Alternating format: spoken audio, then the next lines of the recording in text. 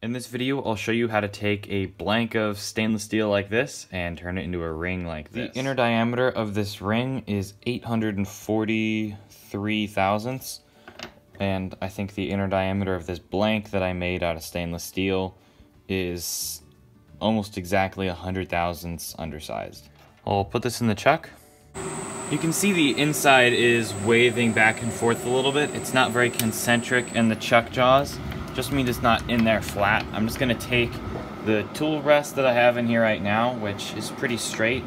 I loosen the chuck jaws a little bit, so whenever I press this in, we'll straighten that up. And these chuck jaws are pretty tight right now, so I'm just spinning it at low speeds. I'll tighten it up once I see that it's concentric. That looks great. So we can go ahead and tighten this up, and we're ready to turn. These quick change tool posts are really nice whenever you're gonna be switching between tools. This is a Deburring tool AXA tool post. Since my last measurement, I know I should be able to take around 100 thousandths off, so I'm going to take about 90 thousandths off and then see where we're at. Stainless steel is not quite as easy to work with as like mild steel, but really it's not that much different. It's just maybe you need a little bit of coolant if you feel you need it, or just take lighter cuts. Seeming like we're still a bit short. We're reading 825, so we'll take another 10 thou off. The old ring that I'm trying to replicate is, like I said, 843 thousandths. Right now I have this one at 840 thousandths. So I'm going to take a 5 thousandths cut, which is going to put this one a little bit bigger than this one. That's where we want it to be. This is a little bit tight, so we want one that's just a little looser. So that this ring is a little bit more comfortable to wear, I'm adding a little bit of a chamfer to break the edge along the corner.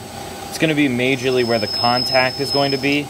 So I'm going to really shape it with the lathe, and then from here I'm going to sand it down a little bit, and that'll make it smoother. But first, let's do the other side. You can see that chamfer's on there really nice, and it's great to do that whenever you haven't taken it out of the lathe. So I like to do it whenever I bore it, then add the chamfer, so everything is really concentric. Let's spin it around. I'll move in to cut the bevel. Whenever you're sanding around the chuck, it can be pretty dangerous, so you always want to know where your hands are in relation to the chuck.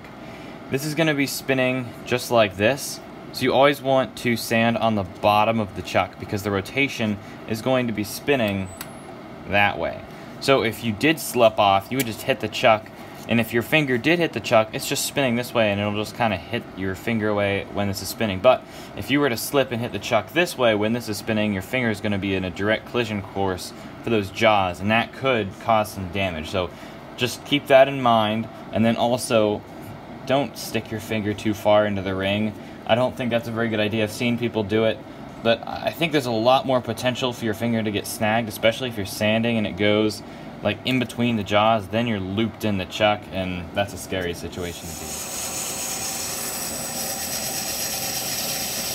I'm focusing on rounding over those corners so everything's going to slide in and off your finger really easily. I have that edge all smoothed out. I'm going to do the same thing to the other side. Deburring the outside of the ring is really easy with a file. I'm just going to slow it down and then grab this end of the file, because this is the end that could catch the chuck. There's not really much that can catch the chuck on this flat side here. So grabbing both ends, then on a slower RPM, like 180, where it'll really be able to cut, is when I'm going to deburr it. 2000 grit sandpaper to finish it off. Making it as smooth as you can on the inside is really important, because that's really going to define how comfortable it is. I'm using 220 grit on this belt sander. I'm just going to sand at a bunch of different angles. Basically, I'm going to grab the ring, and I'm going to go in at an angle here, at an angle here, at an angle here, as I spin the ring, and try to make a random pattern around it.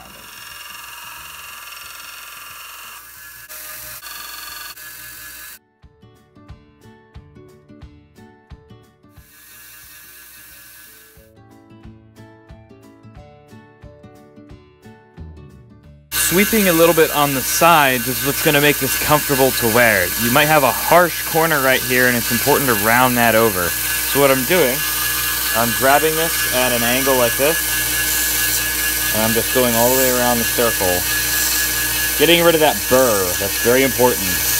And this ring fits really well. I'll give it a final polish on the buffing wheel. The buffing wheel is really what makes this look like a piece of jewelry.